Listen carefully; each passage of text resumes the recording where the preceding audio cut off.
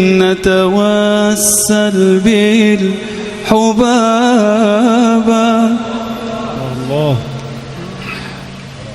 والبتول المستطابة والنبي ثم الصحابة فعسى دعوى مجابة. Assalamualaikum warahmatullahi wabarakatuh. Bismillahirrahmanirrahim. Alhamdulillahirabbil alamin. Wa bihi nasta'in ala umurid dunya waddin wa la haula wa la quwwata illa billahil aliyyil azim. Asyhadu an la ilaha illallah wahdahu la syarikalah wa asyhadu anna Muhammadan abduhu wa rasuluhu la nabiyya ba'da. Allahumma salli wa sallim wa barik ala sayyidina Muhammad wa ala alihi wa sahbihi ajma'in. Amma ba'du. Bapak Ibu, rekan pemuda dan remaja jemaah salat subuh yang insyaallah dirahmati Allah Subhanahu wa taala. Kita wajib bersyukur kepada Allah masih diberi waktu untuk mengimani dan mengkaji firman Allah, dan jangan lupa untuk terus memanjatkan salawat dan salam kepada junjungan kita Nabi Muhammad sallallahu alaihi wasallam. Bapak-Ibu sekalian, kita masuk pada surat Al-Baqarah ayat 114. A'udzu billahi minasy syaithanir rajim. Bismillahirrahmanirrahim. Wa man azlamu mimman mana'a masajidallahi an yuzkara fiha ismuhu wa sa'a fi kharabiha ulaika ma kana lahum an yadkhuluha illa khaifin lahum fid dunya khizyun wa lahum fil akhirati adzabun azim. Terjemahan letterlaknya, waman a'lamu, dan siapakah yang lebih zalim, mimman mana'a masajidallah, dari orang-orang yang melarang masjid Allah itu atau tempat sujud kita, ayyuzkara fiha ismuhu, dijadikan tempat berzikir untuk menyebut namanya, wasa'a fi kharabiha, dan berusaha untuk merobohkannya. Jadi sedolim-dolimnya orang adalah orang yang melarang seseorang, khususnya orang muslim, mukmin, untuk menjadikan masjid atau tempat bersujud itu sebagai tempat untuk berzikir dan menyebut nama Allah, dan orang yang zalim itu berusaha untuk merobohkan masjid tersebut atau tempat bersujud tersebut. Ulaika ma kana lahum, orang-orang seperti itu, maka nalahum ayadkhuluha illa khaifin, tidak pantas untuk masuk ke dalamnya, ke masjid itu, kecuali dalam atau dengan keadaan takut. Lahum fid dunya khizyum, bagi mereka itu bagi mereka di dalam dunia itu akan memperoleh kehinaan, walahum fil akhirati adzabun azim, dan bagi mereka pada kehidupan akhirat nanti akan memperoleh azab yang besar, azab yang pedih. Sekalian, sekali lagi kita katakan, letterlek ayat ini tidak otomatis bisa kita pahami, sejak ayat berapa kemarin. Bahkan manansah min ayatin, ada ayat yang dinasah itu secara letterlek itu belum bisa kita pahami. Jadi kalau kita hanya membaca terjemah itu tidak cukup, apalagi tidak membaca terjemah, tidak tafsir, jauh dari cukup, tidak paham kita terhadap Quran kita sendiri, ya. Termasuk kemarin Yahudi dan Nasrani di ayat sebelumnya itu ya, mereka saling klaim bahwa yang Yahudi mengklaim Nasrani itu tidak punya pegangan, ya. Yang Nasrani juga mengklaim Yahudi itu tidak punya pegangan. Nah, kalau masih secara letterlek seperti itu, tidak bisa dipahami Quran itu. Nah, ini dia pertanyaan kepada kita. Sudah ada terjemahnya, kita belum paham, apalagi kita tidak membaca terjemah, hanya ngaji biasa. Yang lebih parah lagi, kita tidak mengaji Quran sama sekali. Nah, ini parah betul. Nah, sedangkan seperti ini ada terjemahnya, kita nggak bisa paham tuh apa maksudnya. Sedolim-dolimnya orang tuh orang yang melarang masjid itu dijadikan tempat berzikir, menyebut namanya, dan mereka itu berusaha untuk merobohkan masjid itu. Ini nggak bisa dipahami. Mungkin kalau kita nggak baca tafsirnya, kita akan menafsirkan itu ada orang yang berusaha untuk merobohkan masjid ini. Bukan seperti itu. Ya. Atau ada orang melarang masjid itu, orang sholat di dalamnya. Nah, Bapak Ibu sekalian, ini pentingnya kita bersama-sama ya mempelajari Al-Qur'an. Nah, saya pribadi di sini sama dengan Bapak Ibu sekalian, mempelajari Al-Qur'an untuk mencapai tangga pemahaman, untuk mencapai tangga penghayatan, untuk mencapai tangga pengimanan atau mengimani Al-Qur'an sebagai firman Allah. Nah, maka nanti insya Allah salah satu bentuk rukun iman itu percaya kepada kitab Allah, firman Allah, itu insya Allah bisa terlaksana. Nah, kalau nggak terlaksana belum sah itu imannya itu.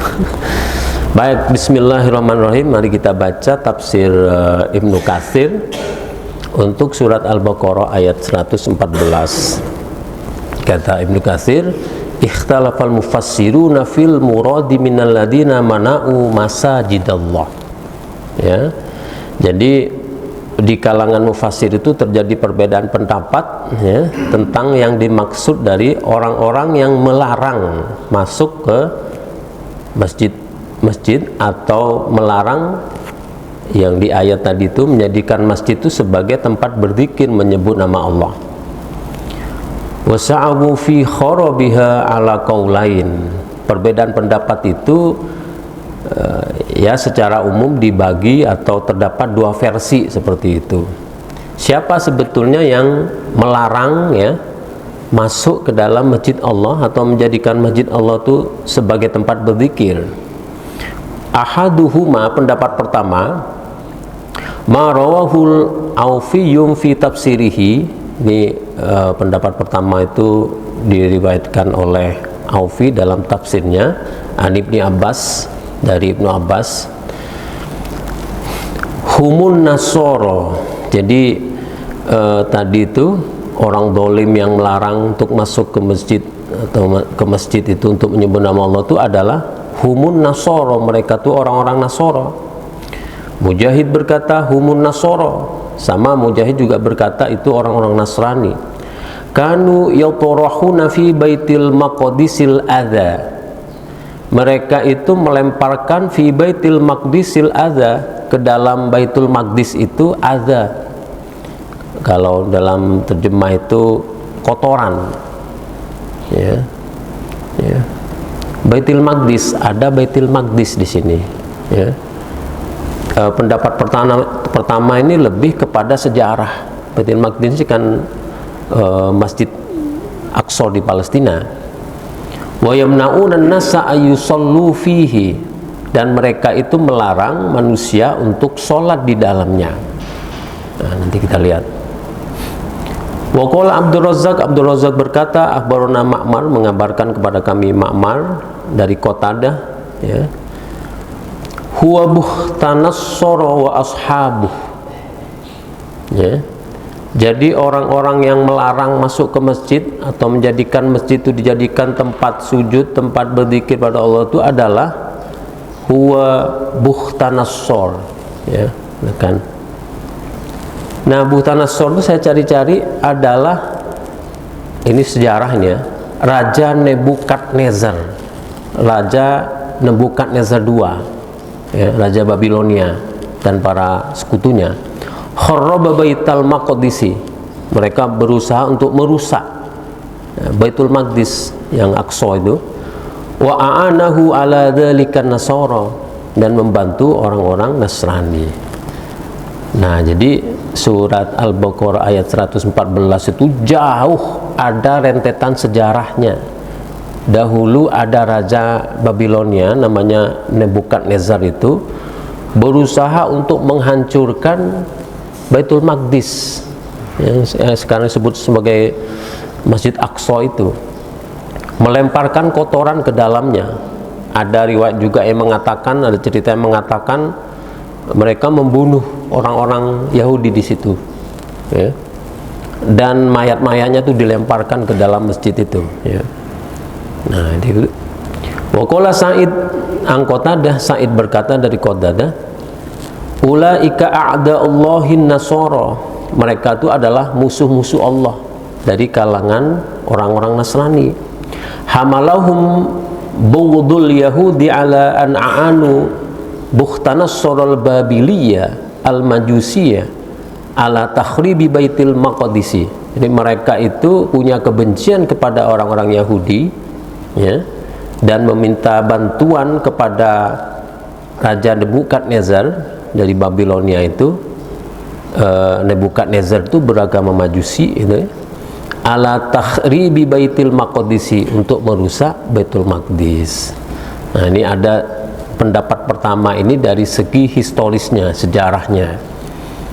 Jadi dulu pernah terjadi kekacauan di Baitul Maqdis itu, ya, di mana orang-orang Nasrani itu meminta bantuan Nebukadnezar untuk membunuhi orang-orang Yahudi, dan mayat-mayatnya dilemparkan ke dalam masjid itu dan memblokir masjid, atau ya Masjid Aqsa itu, ya, yang sekarang Masjidil Aqsa itu, ya. Jadi kalau kemarin sempat terjadi tentara-tentara Israel itu memblokir Masjidil Aqsa agar orang Islam di situ, Muslim situ tidak bisa melaksanakan sholat. Nah, itu dulu pernah terjadi seperti itu, yang dilakukan oleh orang-orang Nasrani dengan meminta bantuan raja dari Babilonia, yaitu Raja Nebukadnezar. Nah, wa qala Suddi kanu zaharu Bukhtanasor ala kharabi Baitil Maqdisi hatta kharrabahu. Jadi mereka tadi yang melarang untuk masuk masjid atau melarang masjid dijadikan tempat zikir dan bersujud kepada Allah itu adalah sama ini. Suddi mengatakan mereka adalah orang-orang Nasara yang meminta bantuan Raja Nebukadnezar. Wa amara bihi an tutraha fihil jifu, ya, dan Raja Nebukadnezar tadi itu memerintahkan untuk membuang mayat-mayat itu ke dalamnya, gitu ya. Wa innama a'anahu rumu ala kharabihi min ajli, jadi dan mereka membantu bangsa Rum, ya, untuk merusak Baitul Maqdis itu. Kenapa itu terjadi? Anna Bani Israila qatalu Yahya bin Zakaria. Jadi karena sebagian orang Yahudi itu telah membunuh siapa? Yahya bin Zakaria, Nabi Yahya. Jadi kayaknya punya garis keturunan, ya. Jadi ini kayaknya orang-orang Nasrani yang punya garis keturunan kepada Yahya bin Zakaria, keturunan Nabi Yahya itu, meminta bantuan Nebukadnezar untuk membunuhi orang-orang Yahudi karena orang Yahudi telah membunuh Yahya bin Zakaria. Waruwiya nahwahu anil Hasanil Basri. Jadi sebagaimana juga diriwayatkan oleh Hasan Basri. Nah, Bapak Ibu sekalian, pendapat pertama ini lebih kepada pendapat yang berdasarkan pada sejarah, ya. Jadi waman Allahu miman mana masajidallah, itu orang-orang yang melarang untuk masuk atau berzikir dalam masjid itu, yaitu orang-orang Nasrani dahulu yang meminta bantuan Raja Babilonia untuk melarang orang Yahudi, bahkan membunuh orang Yahudi untuk tidak beribadah di Baitul Maqdis. Nah, ini dari segi sejarah. Al-qaulus tsani, sedangkan pendapat kedua, ma rawahu Ibnu Jaririn, apa yang diriwayatkan oleh Ibnu Jarir. Haddatsani Yunus bin Abdul A'la, mengabarkan kepadaku Yunus bin Abdul A'la. Haddatsana Ibnu Wahab, mengabarkan kepada kami Ibnu Wahab. Qala Ibnu Zaidin fi qaulihi, Ibnu Zaidin berkata terkait firman Allah ini, haula'il musyrikuna alladzina halu baina Rasulillahi sallallahu alaihi wasallam yaumal Hudaybiyah.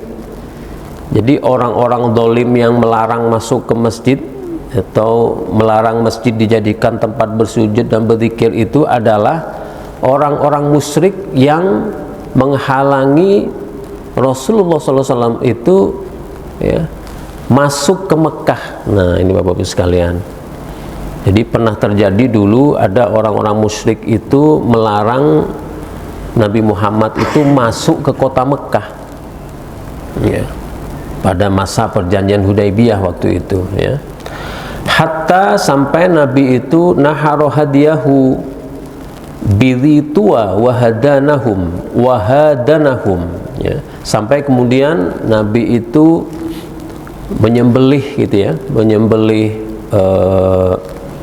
menyembelih kurban seperti itu ya, sebagai tanda untuk wahadanahum, berdamai dengan mereka, dengan orang-orang musyrik itu. Maka setelah itu waqala lahum, Rasulullah SAW itu bersabda atau berkata kepada mereka, maka na ahadun yasuddu an hadal bait ya. Tidak ada orang yang terlarang untuk masuk ke dalam bait, jadi Masjidil Haram ya, termasuk keseluruhan di dalam Masjidil Haram itu, termasuk di dalamnya itu ada Ka'bah ya. Wa qad kana ar-rajulu yalqa qatila abihi wa akhihi fala yasudduhu ya. Karena dulu ada seorang laki-laki yang bertemu dengan pembunuh ayah dan saudaranya dan tidak dilarang untuk memasuki Masjidil Haram dan sekitarnya. Faqalu, maka orang-orang musyrik itu berkata, la yadkhulu alaina man qatala abana yauma badrin wa fina baqin. Tidak boleh masuk ke dalam masjid ini, ke kawasan Masjidil Haram dan sekitarnya, orang-orang yang telah membunuh ayah-ayah kami, wa fina baqin, sedangkan kami itu masih hidup. Nah, ini pendapat kedua. Jadi pendapat kedua orang zalim itu adalah dulu pernah terjadi orang-orang musyrik itu melarang ya Nabi seperti itu dan rombongan untuk masuk ke kawasan Masjidil Haram dan Ka'bah itu ya, untuk beribadah tentunya ya. Nah, sekalian. Wa fi qaulihi ya, sedangkan pada perkataan wasa'a fi kharabiha, dan berusaha untuk merobohkannya, itu artinya idh qata'u may ya'muruha bi dzikrihi wa ya'tiha lil haji wal umrah ya, yaitu mereka itu kemudian menghalangi ya orang-orang untuk berzikir di dalamnya dan mendatanginya untuk melaksanakan haji dan umrah. Nah, jadi ini Bapak Ibu sekalian, maksud orang yang melarang masuk ke dalam masjid atau maksud masuk ke masjid untuk berzikir, untuk menyebut nama Allah tuh, ini tafsirnya, pemahamannya seperti itu. Nah, kita dibantu oleh tafsir ini untuk memahami apa sebetulnya yang pernah terjadi di masa lalu ya. Ibnu Hatim berkata, dzakara an Salamah ya, menyebutkan Salamah Muhammad bin Ishaq mengabarkan kepadaku Muhammad bin Abi Muhammad dari Ikrimah atau Sa'id bin Jubair dari Ibnu Abbas, anna Quraisyan mana'un Nabi sallallahu alaihi wasallam as-salata indal Ka'bah fil Masjidil Haram ya. bahwa sesungguhnya orang-orang Quraisy itu pernah melarang Nabi untuk sholat ya di sisi Ka'bah di dalam Masjidil Haram. Fa anzalallahu, maka Allah menurunkan ayat ini, wa man adlamu mimman mana'a masajidallah ayyudhkara fiha ismuh. Ini asbabun nuzulnya seperti itu. Jadi Nabi pernah dilarang oleh orang-orang Quraisy. Kalau kemarin ayat sebelumnya itu asbabun nuzulnya adalah ada orang Yahudi dan Nasrani ribut di depan Rasulullah terkait klaim kebenaran, maka turun ayat yang sebelumnya 112-13 itu. Kalau di sini di 114 ini Nabi pernah mau sholat di Masjidil Haram di dekat Ka'bah, tapi dilarang oleh Quraisy, maka turun ayat ini. Sumahtaru ibnu Jarilil qaulal awal. Ibnu Jarir itu lebih memilih pendapat yang pertama. Jadi yang Raja Nebukadnezar tadi itu melarang dan menghancurkan Baitul Maqdis itu, wahtajja bi anna Quraisyan lam tas'afi kharabil Ka'bah. Kenapa? Karena orang Quraisy tidak pernah berusaha untuk merobohkan Ka'bah, tapi hanya pernah melarang Rasulullah seperti itu ya.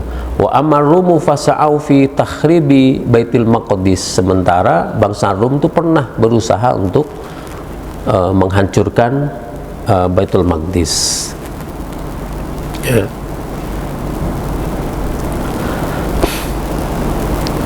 Nah, Bapak sekalian,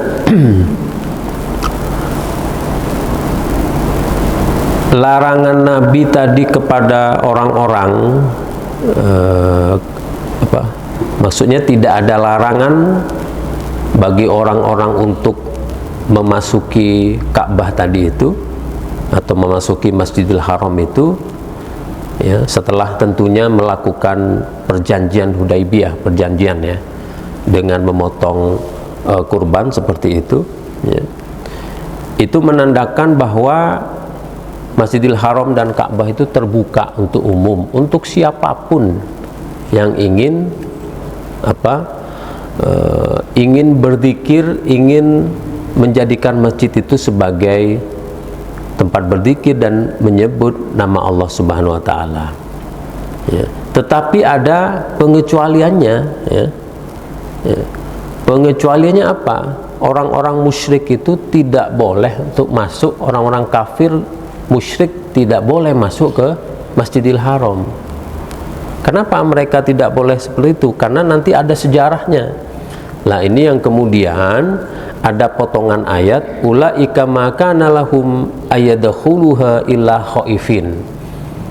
Jadi pada potongan ayat berikutnya itu ada kalimat ulaika, mereka itulah makana lahum ayadkhuluha illa khaifin. Mereka itu tidak boleh masuk ya, ke dalamnya, ke Masjidil Haram itu illa khaifin, kecuali dengan rasa takut. Nah, ini kita kembali, kayaknya ada sejarahnya nih. Apa maksud ayat ini? Ya, Bapak Ibu lihat tadi di surat Al-Baqarah 114. Siapa sebetulnya orang-orang yang takut ke dalam takut untuk masuk ke dalam Masjid Haram itu, ke dalam masjid itu? Hadza khabarum ma'nahu thalab. Jadi kalimat ini, firman ini bermakna berita ya, tapi juga anjuran. Artinya apa? La tumakkinu haula'i idza qadratum alaihim min dukhuliha illa tahtal hudnati wal jizyah. Nah, ini dia. Mereka itu, atau jangan kamu membiarkan mereka itu, jika kalian mampu ya, untuk membiarkan mereka masuk ke dalam Masjidil Haram itu illa tahtal hudnati wal jizyati, kecuali dengan perjanjian dan jizyah ya. Walihada lamma fataha Rasulullah sallallahu alaihi wasallam Makkah amara minal amil qabili fi sanati tis'in ayyunada birihabi minna. Jadi pada tahun ke-9 Rasulullah sallallahu alaihi wasallam itu masuk ke kota Mekah ya. Dan ini tadi kalau bisa ini berdasarkan firman Allah nih, kalau bisa jangan membiarkan orang-orang kafir musyrik itu untuk masuk ke Ka'bah, di Masjidil Haram atau sekitar Ka'bah itu, kecuali dengan perjanjian wal jizyah. Nah, perjanjian itu nanti ada perjanjian itu. Apa yang dimaksud dengan perjanjian itu? Dan jizyah. Jizyah itu apa? Pajak atau denda ya. Dan mereka memerintahkan kepada atau menyerukan kepada masyarakat di Mina waktu itu, alla la yahujjan, ya. Ingatlah tidak boleh berhaji ba'dal ami musyrik, setelah tahun ini orang-orang musyrik.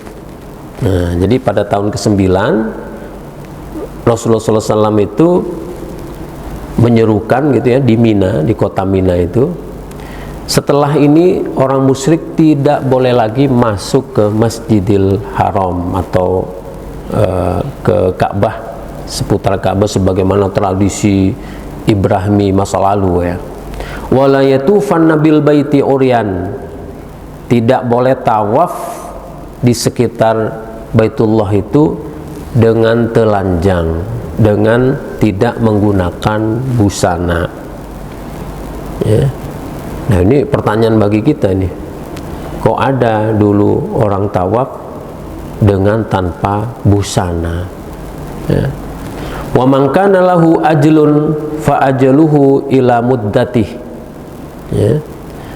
Dan mereka juga bagi mereka yang terikat perjanjian masih boleh masuk ke Masjidil Haram atau sekitar Ka'bah itu sampai berakhirnya masa perjanjian.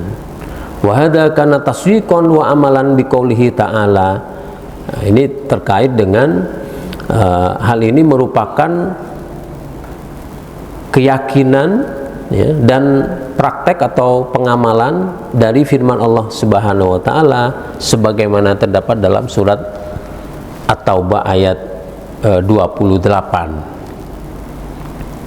Apa di dalam surat At-Taubah itu Bapak Ibu sekalian? Jadi kenapa Rasul itu setelah tahun ke-9 itu melarang orang musyrik dan kafir masuk ke kota Mekah ya, atau ke Masjidil Haram dan sekitar Ka'bah? Di dalam surat At-Taubah ayat 28 itu disebutkan, ya ayyuhalladzina amanu, wahai orang-orang yang beriman, innamal musyrikuna najasun, sesungguhnya orang-orang musyrik itu najis, fala yaqrabu.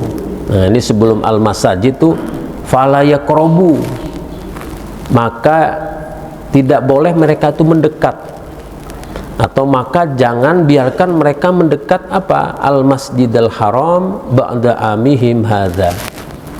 Tidak boleh mereka itu mendekat ke Masjidil Haram. Jadi ini terkait dengan suatu tradisi Bapak Ibu sekalian di masa lalu.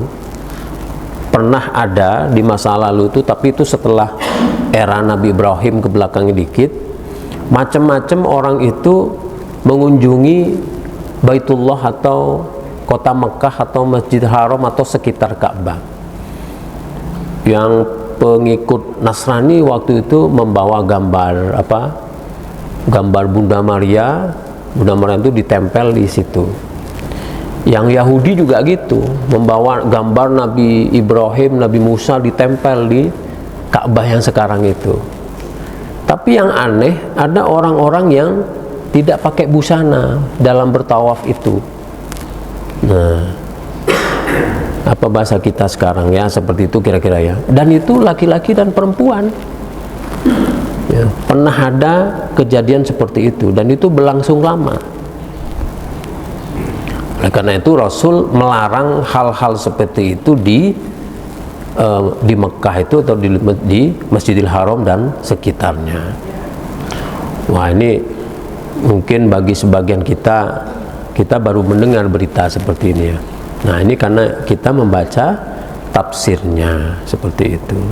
Nah, itu termasuk orang-orang yang mengotori masjid-masjid Allah, mengotori tempat-tempat ibadah di mana di dalamnya bisa digunakan untuk berzikir dan menyebut nama Allah ya.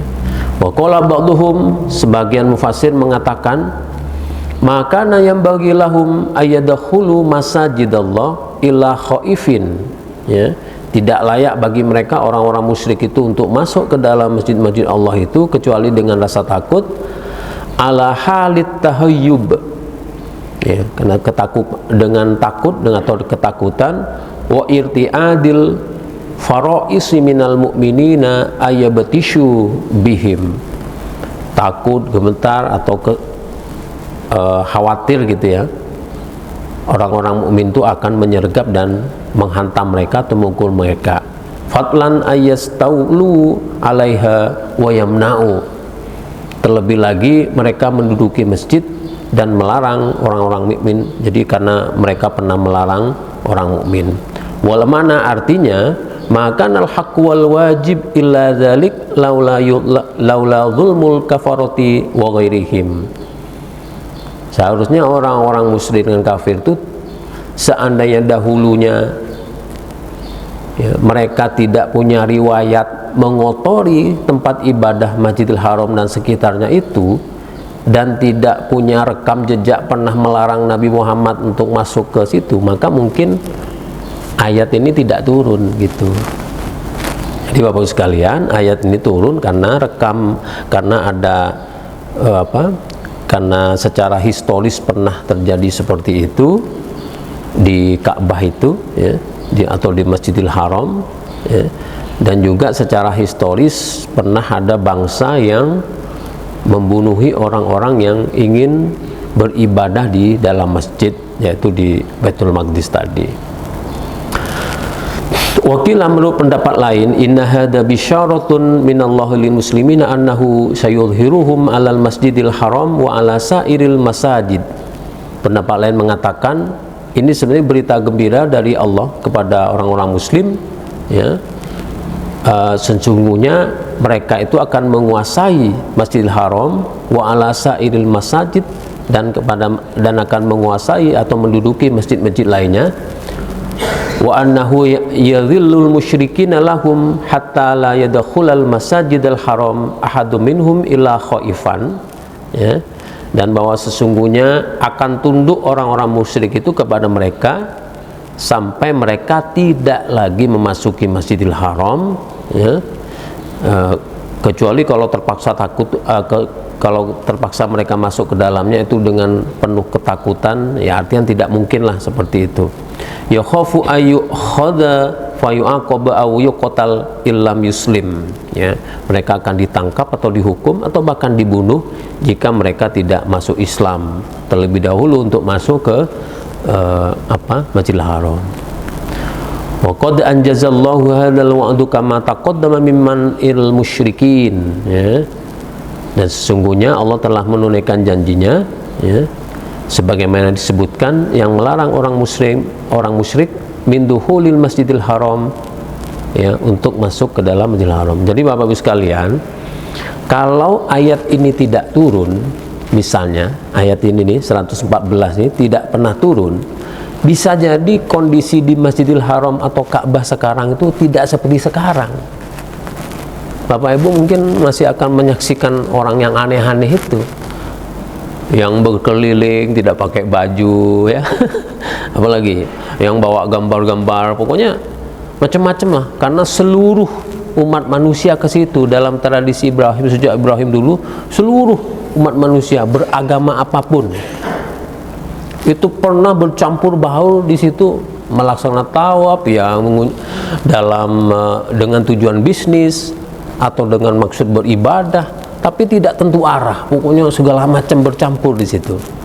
Nah, bisa disebut sebagai paganisme, bisa tradisi paganisme atau tradisi politeisme atau apapun lah di situ, aneh-aneh macam-macam.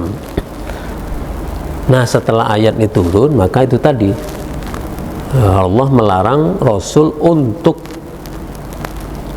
membiarkan orang-orang musyrik dan kafir masuk ke kota Mekah itu atau Masjidil Haram dan sekitar Ka'bah itu, Bapak Ibu sekalian. Nah, insya Allah ini intinya, ya, dari pemahaman itu, ya. Nah, larangan kepada orang musyrik dan kafir tidak boleh masuk ke seputar Masjidil Haram dan Ka'bah itu disebut di dalam ayat itu, wa hadza huwal khizyu lahum fid dunya, merupakan salah satu bentuk kehinaan bagi orang-orang musyrik di dunia. Nah, ini Bapak sekalian, kalau mereka ingin terhormat, ya mereka harus masuk Islam dulu, baru mereka melaksanakan haji, baru mereka itu akan terhormat.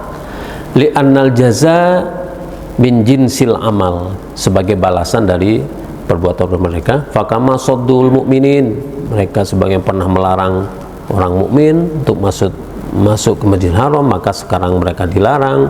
Mereka pernah mengusir, ya, wakama ajlauhum mimma kata ajlu minha, maka sekarang mereka telah terusir dari Mekah itu. Walahum fil akhirati adzabun azim, dan orang-orang seperti itu kalau tidak tobat, tidak beriman kepada Allah dan Rasulnya, mengikuti Nabi Muhammad, maka di dalam kehidupan akhirat mereka akan mendapatkan siksa atau azab yang pedih. Kenapa mereka itu kalau tidak bertobat akan mendapatkan siksa? Karena noda mereka itu belum disucikan, ya. Kenapa? Mereka pernah berdosa, ya. Punya noda mereka itu. Dalam bentuk apa? Ala mantahaku min hurmatil bait. Mereka pernah menodai, mencemari kesucian, ya, rumah-rumah Allah tadi, masjid Allah tadi itu. Wamtahanuhu min nasbil asnami haulah, menghina Baitullah tadi itu dengan cara apa? Min nasbil asnami haulah, memasang banyak berhala di sekitar Ka'bah tadi itu. Nah, ini kita bingung nih, berhala seperti apa? Kayak tadi itu, ya. Wa du'ai ila ghairillahi indahu wat tawafi bihi uryan. Mereka itu pernah berdoa, mereka berdoa di Ka'bah itu, tapi tujuan mereka berdoa itu bukan kepada Allah, gitu ya. Ila ghairillah indahu wat tawafi bihi uryan, dan mereka pernah bertawaf itu dengan cara tidak menggunakan busana atau telanjang. Wa ghairi dzalika min afailihimul lati yakrahuha Allahu wa rasuluh, ya. Dan perbuatan-perbuatan lain, ya, yang dibenci oleh Allah dan Rasulnya. Bapak sekalian, demikian tafsir surat Al-Baqarah ayat 114 telah cukup insyaallah menginformasikan kepada kita orang-orang yang melarang, ya, masjid-masjid Allah itu untuk dijadikan atau digunakan untuk berzikir dan menyebut nama Allah. Jadi itu, ya, lebih banyak pada ayat ini, lebih banyak pada mengingatkan kita kepada sejarah, baik sejarah sebelum Nabi Muhammad maupun sejarah pada masa Nabi Muhammad, yang tidak lain orang-orang yang melarang itu adalah orang-orang kafir, orang-orang musyrik, baik dari kalangan Nasrani khususnya. Demikian Bapak Ibu sekalian. Nah, mereka itu di dunia akan ditimpa dengan kehinaan sebelum mereka bertobat, ya, dan di akhirat juga mereka akan diberikan azab yang pedih, yang besar. Bapak Ibu sekalian, demikian yang bisa kita sampaikan. Semoga kita bisa mengambil hikmah dari tafsir surah Al-Baqarah ayat 114 ini untuk menambah keimanan kita, menambah wawasan kita di dalam menjalankan kehidupan sebagai seorang muslim dan mukmin. Kurang lebihnya minta maaf. Wabillahi taufiq wal hidayah. Assalamualaikum warahmatullahi wabarakatuh. Kalau nggak ada pertanyaan, kita lanjutkan berdoa. Ada pertanyaan Bapak Ibu? Ya, mari. A'udzubillahi minasyaitonir. Oh, ada pertanyaan. Silakan Pak Anang.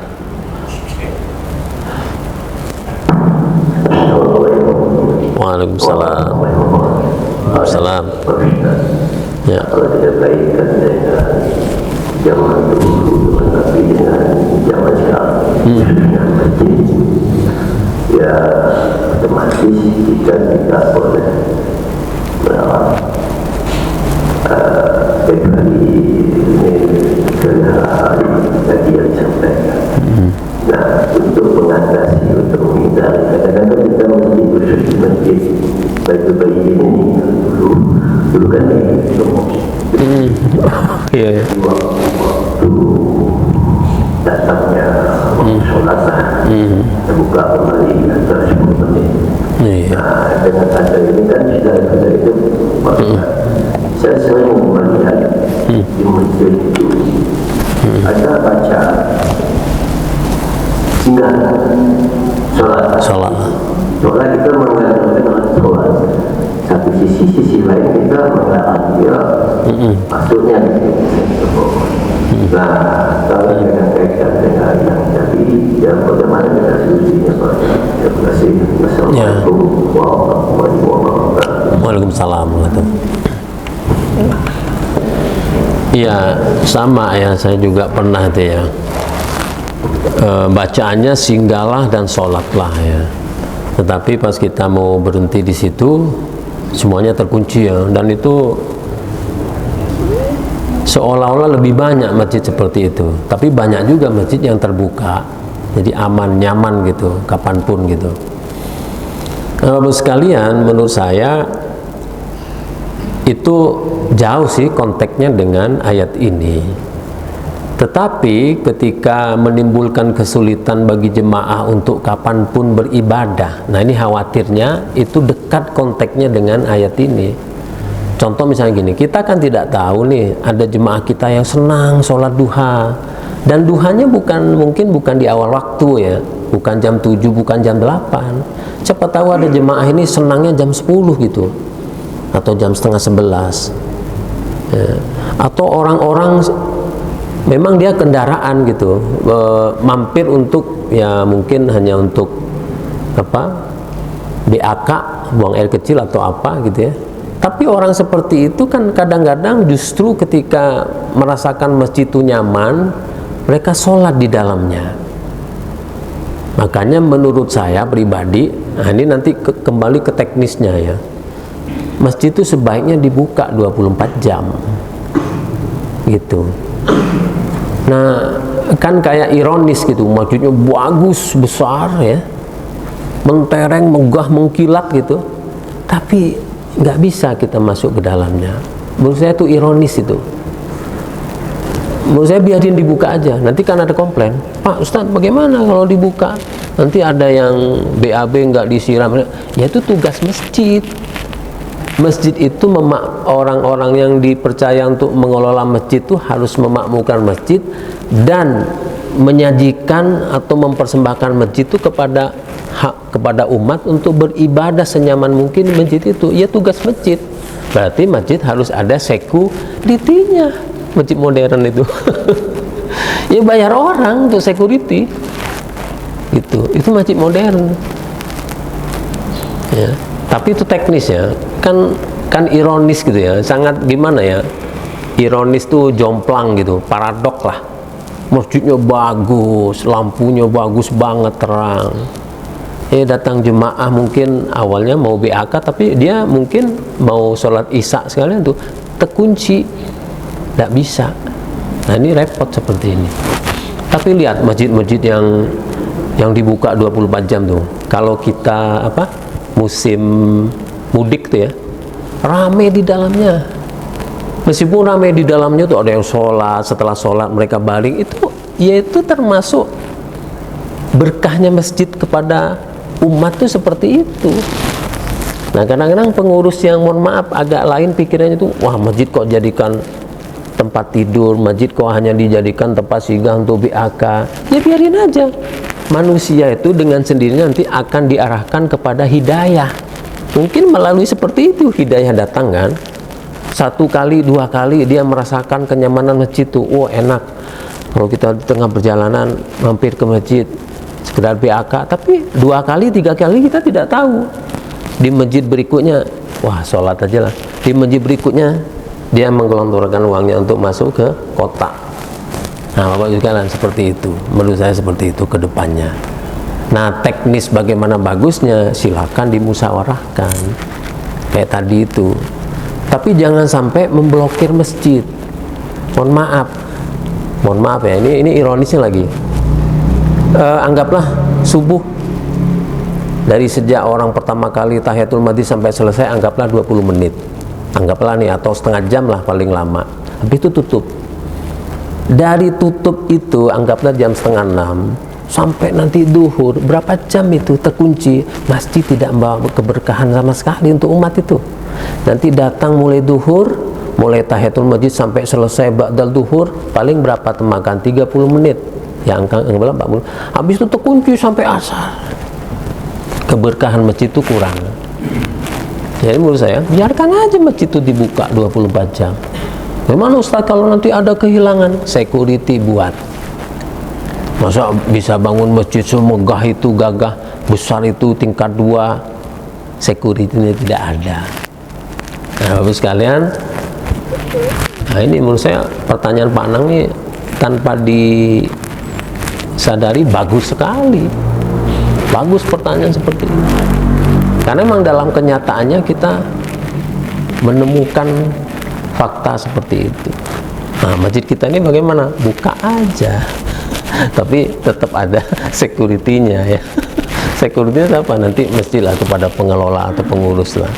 Ya, supaya bisa memberikan nyaman. Kalau kira-kira bisa diatur secara teknis tanpa security tapi aman, ya gimana cara pengunciannya? Pakai kunci elektrik aja Pak Ujang. Kan ada kunci elektrik. Sekarang kunci tinggal apa dia. Nah, tapi kalau akses ke tempat tertentu, misalnya sholat di pojok-pojok, ya nggak usah dikunci lah barangkali. Terima kasih ya pertanyaannya. Saya rasa bagus tuh, karena di dalam kenyataannya kita sering menemukan seperti itu. Dan akhirnya masjid seperti itu biasanya sepi, Bapak Ibu sekalian. Sepi, nggak ada ininya. Tidak kayak tidak bawa berkah gitu. Sepi, orang nggak ada mampir, orang nggak ada infak di situ, nggak ada, ya dikunci terus. Baik Bapak Ibu sekalian, terima kasih, pertanyaannya bagus. Saya rasa kalau nggak ada cukup, nanti minggu depan lagi insya Allah kita lanjutkan. Mari kita akhiri dengan doa. A'udzubillahi minasyaitonirrajim. Bismillahirrahmanirrahim. Alhamdulillahirabbil alamin, hamdan syakirin, hamdan hamidin, hamdan yuwafi ni'amahu wa yukafi mazidah. Ya Rabbana lakal hamdu kama yanbaghi li jalali wajhikal karimi wa 'azimi sultanik. Allahumma shalli ala sayyidina Muhammad wa ala alihi washabihi ajma'in. Allahumma ighfir lana dhunubana wa li walidina warhamhum kama rabbawna shighara wa li jami'il muslimina wal muslimat wal mu'minina wal mu'minat al ahya'i minhum wal amwat innaka sami'un qaribun mujibud da'wati qadil hajat, khususan ila arwah jami'il muslimina wal muslimat wal mu'minina wal mu'minat. Allahumma ighfir lahum warhamhum wa'afihim wa'fu anhum. Allahumma ighfir lahum warhamhum wa'afihim wa'fu anhum. Allahumma ighfir lahum warhamhum wa'afihim wa'fu anhum wa akrim nuzulahum wa wasi' madkhalahum. Allahumma ja'al qabrahum rawdatan min riyadil jinan wa la taj'al qabrahum hufratan min hufurin niran. Rabbana atina fid dunya hasanah wa fil akhirati hasanah wa qina adzabannar. Sallallahu ala sayyidina Muhammad wa ala alihi washabihi ajma'in. Walhamdulillahi rabbil alamin. Assalamualaikum warahmatullahi wabarakatuh. نتوسل بالحبابة